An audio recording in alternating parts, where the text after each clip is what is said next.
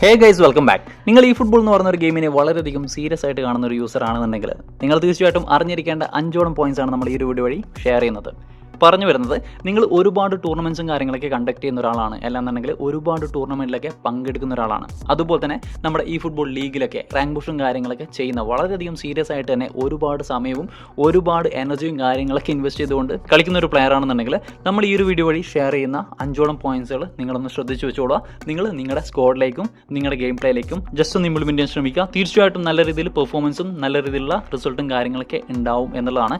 എന്തുകൊണ്ട് ടൂർണമെൻറ്റും അതുപോലെ തന്നെ റാങ്ക് പുഷും എടുത്തു പറഞ്ഞു എന്ന് വെച്ച് കഴിഞ്ഞാൽ, ഇതിൽ നമ്മുടെ ഓപ്പോണൻ്റ് എന്ന് പറയുന്നത് തികച്ചും സ്ട്രേഞ്ചേഴ്സ് ആയിട്ടുള്ള ഓപ്പോണൻ്റ് ആയിരിക്കും. എങ്ങനെ കളിക്കുന്നോ, എങ്ങനെ ആ ഒരു പ്ലേയേഴ്സിൻ്റെ കൂടെ നമ്മൾ കളിക്കണമെന്നോ ഒരു നിശ്ചയം ഉണ്ടാവില്ല. സോ ഈ ഒരു 5 കാര്യങ്ങൾ ജസ്റ്റ് ഒന്ന് നിങ്ങൾ ശ്രദ്ധിക്കുക. ഇതിൽ ഒന്നാമത്തെ കാര്യം നമ്മുടെ സ്ക്വാഡ് ബിൽഡിംഗ് തന്നെയാണ്. നിങ്ങൾ ഇതുപോലുള്ള റാങ്ക് പുഷിനോ അതുപോലെ തന്നെ ടൂർണമെൻറ്റിലോ പങ്കെടുക്കുന്നതിന് മുന്നേ തന്നെ നിങ്ങളുടെ സ്ക്വാഡ് ജസ്റ്റ് ഒന്ന് സെറ്റ് ചെയ്യുക. അതിപ്പോൾ ഏത് തരത്തിലുള്ള സ്ക്വാഡ് ആണെങ്കിലും കാർഡാണെന്നുണ്ടെങ്കിലും ഈ ഒരു കാര്യങ്ങൾ നിങ്ങൾ ശ്രദ്ധിക്കണം. അതായത് നിങ്ങളുടെ സ്ക്വാഡ് എപ്പോഴും ബാലൻസ്ഡ് ആയിട്ടുള്ള പെർഫോമൻസ് തരുന്ന ഒരു സ്ക്വാഡ് ആയിരിക്കണം. അതിന് കണക്കായിട്ടുള്ള ഒരു ടാറ്റിക്സും കാര്യങ്ങളൊക്കെ ആയിരിക്കണം നിങ്ങളുടെ സ്ക്വാഡിൽ നിങ്ങൾ അപ്ലൈ ചെയ്യാൻ വേണ്ടിയിട്ട് എന്നുള്ളതാണ്. ഈ ഒരു സ്ക്വാഡ് കണ്ടാൽ നിങ്ങൾക്ക് മനസ്സിലാവും, അത്യാവശ്യം ഡിഫൻസും അത്യാവശ്യം അറ്റാക്കും കിട്ടുന്ന ഫോർമേഷനാണ്, അതുപോലെ തന്നെ ടാറ്റിക്സ് ആണ് ഞാൻ യൂസ് ചെയ്തേക്കുന്നത്. അതുകൊണ്ട് തന്നെ സ്ട്രേഞ്ചേഴ്സുമായിട്ടുള്ള കളിയിൽ നിങ്ങൾ ഒരു കാരണവശാലും ഓവർ അറ്റാക്കിംഗ് ആയിട്ടുള്ള ഫോർമേഷനോ അല്ലെങ്കിൽ ഓവർ ഡിഫൻസീവ് ആയിട്ടുള്ള ഫോർമേഷനോ കൊണ്ട് പോകാൻ പാടില്ല. കാരണം ഓപ്പോണൻറ്റ് എങ്ങനെ കളിക്കും എന്നുള്ളൊരു കാര്യം ഒരു കാരണവശാലും നമുക്ക് പ്രെഡിക്റ്റ് ചെയ്യാൻ പറ്റില്ല. അതുകൊണ്ട് തന്നെ ഓവർ അറ്റാക്കും ആവാൻ പാടില്ല, ഓവർ ഡിഫൻസും ആവാൻ പാടില്ല.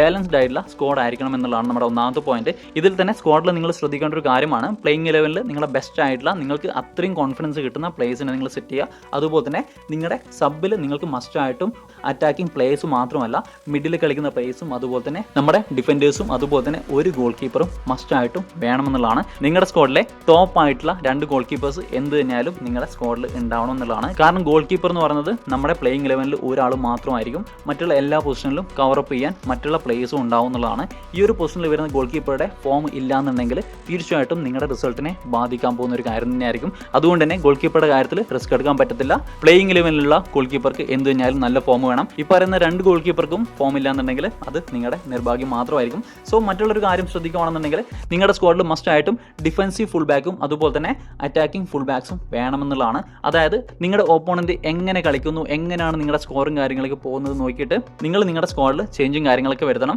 അതിലേക്ക് നമുക്ക് വരാം. അതുകൊണ്ട് തന്നെ മസ്റ്റ് ആയിട്ടും defensive and attacking full backs നിങ്ങളുടെ സ്ക്വാഡിൽ വേണം എന്നുള്ളതാണ്. മറ്റുള്ള കാര്യങ്ങളെല്ലാം നിങ്ങൾക്ക് അറിയുന്ന കാര്യമായിരിക്കും. ബിൽഡപ്പ് സി ബിയും അതുപോലെ തന്നെ ഡിസ്ട്രോയ് സി ബിസും നിങ്ങളുടെ സ്ക്വാഡിൽ ഉണ്ടാവണം. അതുപോലെ തന്നെ മുന്നേ ഗോളിയുടെ കാര്യം പറഞ്ഞ പോലെ നമ്മുടെ ആങ്കർ മാൻ എന്ന് പറയുന്ന പ്ലേയിങ് സ്റ്റൈൽ വരുന്ന പ്ലേയേഴ്സ് 2 എണ്ണമെങ്കിലും നിങ്ങളുടെ സ്ക്വാഡിൽ ഉണ്ടാവണം. ഒന്ന് പ്ലേയിങ് ലെവലിലും അതുപോലെ തന്നെ ഒന്ന് സബിലും മസ്റ്റ് ആയിട്ടും ഉണ്ടാവണം. ഗോൾ കീപ്പറുടെ കാര്യം പറഞ്ഞ പോലെ തന്നെ നിങ്ങളുടെ ആങ്കർ മാന് എപ്പോഴും ഫോം ഉണ്ടായിരിക്കണം എന്നുള്ളതാണ്. മറ്റുള്ള അറ്റാക്കിംഗ് പൊസിഷനിലുള്ള പ്ലേയേഴ്സൊക്കെ നിങ്ങൾ നോക്കി കണ്ടിടുക. നിങ്ങളുടെ സ്ക്വാഡിലെ ബെസ്റ്റ് ആയിട്ടുള്ള പ്ലേയേഴ്സിനെ സബിലും അതുപോലെ തന്നെ നിങ്ങളുടെ പ്ലേയിങ് ലെവലിലും ഉണ്ടാവണം എന്നുള്ളതാണ്. അതുപോലെ തന്നെ നിങ്ങളുടെ സ്ക്വാഡിൽ മസ്റ്റ് ആയിട്ടും ഒരു സൂപ്പർ സബെങ്കിലും ഉണ്ടാവണം എന്നുള്ളതാണ്. നിങ്ങളുടെ സ്ക്വാഡിൽ സൂപ്പർ സബ് ഇല്ലാന്നുണ്ടെങ്കിൽ എങ്ങനെയെങ്കിലും ഒരു അഡീഷണൽ സ്കില്ലും കാര്യങ്ങളൊക്കെ കൊടുത്ത് സൂപ്പർ സബ്ബായിട്ട് ഒരു പ്ലെയറെങ്കിലും നിങ്ങൾ വെക്കണം എന്നുള്ളതാണ്. ആ ഒരു പ്ലെയർക്ക് നല്ല രീതിയിൽ അറ്റാക്കിംഗ് അവയർനെസ്സും അതുപോലെ തന്നെ സ്പീഡും കാര്യങ്ങളൊക്കെ ഉണ്ടാവണം എന്നുള്ളതാണ്. ഈ ഒരു കാര്യങ്ങൾ ശ്രദ്ധിച്ചു കഴിഞ്ഞാൽ നമ്മുടെ ഒന്നാമത്തെ സെക്ഷൻ കഴിഞ്ഞു, അതായത് സ്ക്വാഡ് ബിൽഡിംഗ് കഴിഞ്ഞു.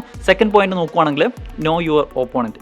അതായത് നിങ്ങൾ മാച്ച് സ്റ്റാർട്ട് ചെയ്യുന്നതിന് മുന്നേ തന്നെ നിങ്ങളുടെ ഓപ്പോണൻറ്റിൻ്റെ ആ ഒരു പ്ലേയിങ് സ്റ്റൈൽ ഏതാണ്, മാനേജർ ഏതാണ്, അതുപോലെ തന്നെ ഫോർമേഷൻ ഏതാണ് എന്നുള്ള കാര്യങ്ങളൊക്കെ മസ്റ്റായിട്ട് നിങ്ങൾ ചെക്ക് ചെയ്തിരിക്കണം. ഈ ഒരു ഫോർമേഷൻ തന്നെ എക്സാമ്പിൾ ആയിട്ട് എടുക്കുകയാണെന്നുണ്ടെങ്കിൽ ഇങ്ങനൊരു സ്ക്വാഡാണ് അല്ലെങ്കിൽ ഈ ഒരു ഫോർമേഷനാണ് നിങ്ങളുടെ ഓപ്പോണൻ്റ് എന്നുണ്ടെങ്കിൽ എങ്ങനെയൊക്കെയാണ് ഈ ഒരു ഓപ്പോണൻറ്റിൻ്റെ അറ്റാക്കും കാര്യങ്ങളൊക്കെ വരിക, ആ ഒരു കാര്യങ്ങളൊക്കെ നമ്മൾ സ്ക്വാഡ് നോക്കിയിട്ട് തന്നെ ഏറെക്കുറെ കാര്യങ്ങൾ മനസ്സിലാക്കി വെക്കണം എന്നുള്ളതാണ്. ഈ ഒരു സ്ക്വാഡ് നോക്കുകയാണെന്നുണ്ടെങ്കിൽ കംപ്ലീറ്റ്ലി നമ്മുടെ LB-ലും RB-ലും ഡിഫൻസീവ് ആയിട്ടുള്ള ഫുൾ ബാക്ക് ആണ്.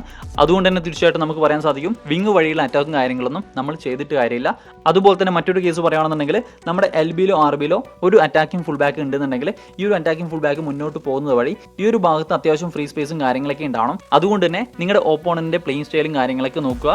ഏതൊക്കെ പ്ലേയേഴ്സ് ആണ്, ആ ഒരു പ്ലേയേഴ്സിന്റെ മൂവ്മെന്റും കാര്യങ്ങളൊക്കെ എങ്ങനെയായിരിക്കണം, ഏത് വഴിയായിരിക്കണം നമ്മൾ അറ്റാക്ക് ചെയ്യേണ്ടത്, എങ്ങനെയായിരിക്കണം നമ്മൾ ഡിഫെൻഡ് ചെയ്യേണ്ടത്, ഈ ഒരു കാര്യങ്ങളൊക്കെ മനസ്സിലാക്കുക. അതുപോലെ തന്നെ ക്വിക്ക് കൗണ്ടർ ആണ് ഈ ഒരു സ്ക്വാഡിന്റെ പ്ലേയിങ് സ്റ്റൈൽ എന്ന് പറയുന്നത്. പ്ലേയേഴ്സ് എല്ലാം അത്യാവശ്യം മുന്നോട്ട് കയറി പോകുന്ന അല്ലെങ്കിൽ ഓവറായിട്ട് പ്രസ് ചെയ്ത് കളിക്കുന്ന ഒരു ടാറ്റിക്സും കാര്യങ്ങളൊക്കെ ആയിരിക്കും. അതുകൊണ്ട് തന്നെ അത്യാവശ്യം പാസും കാര്യങ്ങളൊക്കെ ഇട്ട് ഒരു ലോങ് ത്രൂവും കാര്യങ്ങളൊക്കെ ഇട്ട് കഴിഞ്ഞാൽ തീർച്ചയായിട്ടും ബീറ്റൻ ആക്കാൻ പറ്റുന്ന ഒരു പ്ലേയിങ് സ്റ്റൈൽ തന്നെയാണ് ക്വിക്ക് കൗണ്ടർ. ഞാൻ പറഞ്ഞു വരുന്നത് തീർച്ചയായിട്ടും ഓപ്പോണന്റിന്റെ പ്ലസ് എവിടേക്കാണ്, നെഗറ്റീവ് എവിടേക്കാണ്, ഈ ഒരു കാര്യങ്ങളൊക്കെ നമ്മൾ കളി സ്റ്റാർട്ട് ചെയ്യുന്നതിന് മുന്നേ തന്നെ മനസ്സിലാക്കണമെന്നുള്ളതാണ്. നെക്സ്റ്റ് ഒരു കാര്യം നമ്മുടെ തേർഡ് പോയിന്റ് നോക്കുകയാണെന്നുണ്ടെങ്കിൽ ഒബ്സർവേഷൻ ആണ്. നമ്മൾ ആദ്യത്തെ ഒരു 20 മിനിറ്റെങ്കിലും ആ ഒരു ഓപ്പോണന്റ് എങ്ങനെ കളിക്കുന്നു, നമ്മുടെ പ്ലേയിങ് സ്റ്റൈലും കാര്യങ്ങളും നോക്കിയിട്ട് കാര്യമില്ല. ചില ഓപ്പോണന്റിന്റെ സ്ക്വാഡ് അല്ലെങ്കിൽ പ്ലേയിങ് സ്റ്റൈലും കാര്യങ്ങളൊക്കെ തെക്കോട്ടാണെന്നുണ്ടെങ്കിൽ അവർ കളിക്കുന്ന ഗെയിമിൽ കളിക്കുന്ന ആ ഒരു പ്ലേയിങ് സ്റ്റൈലും കാര്യങ്ങളൊക്കെ വടക്കോട്ടായിരിക്കും എന്നുള്ളതാണ്.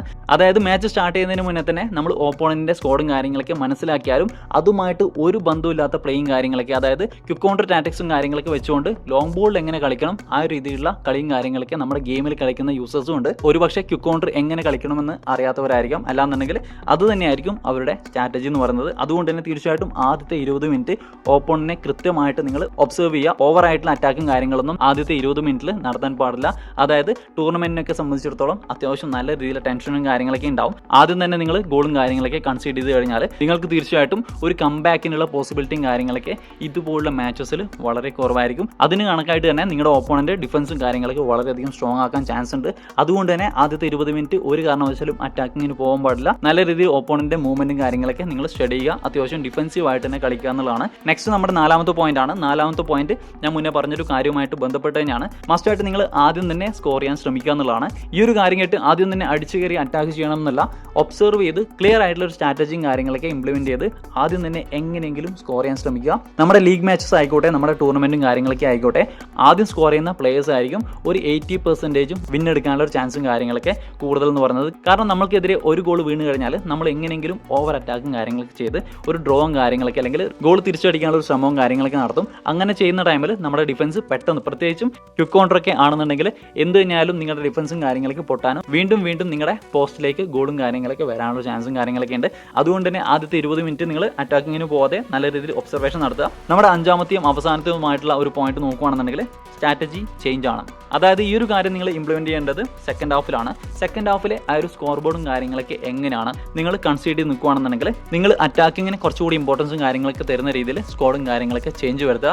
അതായത് 2 ഡിഫൻസീവ് ആയിട്ടുള്ള ഫുഡ് ബാക്ക് ആണെന്നുണ്ടെങ്കിൽ നിങ്ങൾക്ക് വേണമെന്നുണ്ടെങ്കിൽ ഒരു അറ്റാക്കിങ്ങിന് ആഡ് ചെയ്യാം. നിങ്ങൾ ഒരുപാട് ഗോളിന് കൺസിഡർ ചെയ്ത് നിൽക്കുകയാണെന്നുണ്ടെങ്കിൽ 2 അറ്റാക്കിംഗ് ഫുൾ ബാക്കിന് ഇട്ടാലും കുഴപ്പമൊന്നുമില്ല. അതുപോലെ തന്നെ സെക്കൻഡ് ഹാഫിൽ മസ്റ്റായിട്ടും നിങ്ങളുടെ സൂപ്പർ സബിനെ നിങ്ങൾ സ്ക്വാഡിലേക്ക് ഇറക്കുക എന്നുള്ളതാണ്. ഇതുപോലുള്ള സ്ട്രാറ്റജിയും കാര്യങ്ങളൊക്കെ നിങ്ങൾ ഇംപ്ലിമെന്റ് ചെയ്യുക. സ്ട്രാറ്റജി ചേഞ്ചും കാര്യങ്ങളൊക്കെ സെക്കൻഡ് ഹാഫിലേക്ക് കൊണ്ടുവരിക എന്നുള്ളതാണ്. അതുപോലെ തന്നെ നിങ്ങൾ സ്കോർ ചെയ്ത് നിൽക്കുകയാണ് 1-2 ഗോളിന് മുന്നിലാണെന്നുണ്ടെങ്കിൽ നിങ്ങളുടെ സ്ക്വാഡിൽ ഇതുപോലെ അറ്റാക്കിംഗ് ഫുൾ ബാക്ക് ആണെന്നുണ്ടെങ്കിൽ നിങ്ങൾക്ക് ഡിഫൻസീവ് ആയിട്ടുള്ള ഫുൾ ബാക്സിനെ നിങ്ങൾ ഇടാൻ ശ്രമിക്കുക. അതുപോലെ തന്നെ നിങ്ങൾ സെക്കൻഡ് ഹാഫിൽ മസ്റ്റായിട്ടും ഈ ഒരു ഫോർട്രസ് എന്ന് പറയുന്ന സ്കില്ലുള്ള പ്ലേയേഴ്സ് നിങ്ങൾക്ക് ഉണ്ടെന്നുണ്ടെങ്കിൽ മസ്റ്റായിട്ടും അതുപോലുള്ള പ്ലേയേഴ്സിനെ സെക്കൻഡ് ഹാഫിലേക്ക് ഇടാൻ ശ്രമിക്കുക. സെക്കൻഡ് ഹാഫിൽ ഇതുപോലുള്ള പ്ലേയേഴ്സ് നമ്മുടെ അറ്റാക്കിങ്ങിൽ വരുമ്പോൾ സൂപ്പർ സബ് തരുന്ന ആ ഒരു അഡ്വാൻറ്റേജും കാര്യങ്ങളൊക്കെ നമ്മുടെ ഡിഫൻസിൽ തരും എന്നുള്ളതാണ്.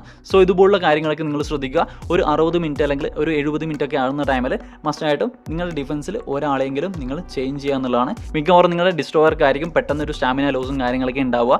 ആ ഒരു ഡിസ്ട്രോയറെ നിങ്ങൾ റീപ്ലേസ് ചെയ്യണം എന്നുള്ളതാണ്. ഇങ്ങനെയുള്ളൊരു ചേഞ്ചും കാര്യങ്ങളൊക്കെ വരുത്തിയാൽ തന്നെ ഗെയിം എൻഡ് ആവുന്ന ഒരു ടൈം ആകുമ്പോഴേക്കും നിങ്ങൾക്ക് ഫേവറബിൾ ആയിട്ടുള്ള ഒരു റിസൾട്ടും കാര്യങ്ങളൊക്കെ ഉണ്ടാക്കിയെടുക്കാനുള്ള ഒരു ചാൻസും കാര്യങ്ങളൊക്കെ ഉണ്ട് എന്നുള്ളതാണ്. സോ ഗൈസ്, ഇത്രയും കാര്യങ്ങളൊക്കെയാണ് ഈ ഒരു വീഡിയോയിൽ ഷെയർ ചെയ്യാനുള്ളത്. നിങ്ങൾ ഓൾറെഡി ഇതുപോലുള്ള കാര്യങ്ങളൊക്കെ ശ്രദ്ധിച്ചിട്ടാണ് നിങ്ങൾ കളിക്കുന്നതെങ്കിൽ തീർച്ചയായിട്ടും നിങ്ങൾ കമന്റ് ചെയ്യുക. സോ ഗൈസ്, അടുത്തൊരു വീഡിയോയിൽ കാണാം. Bye guys.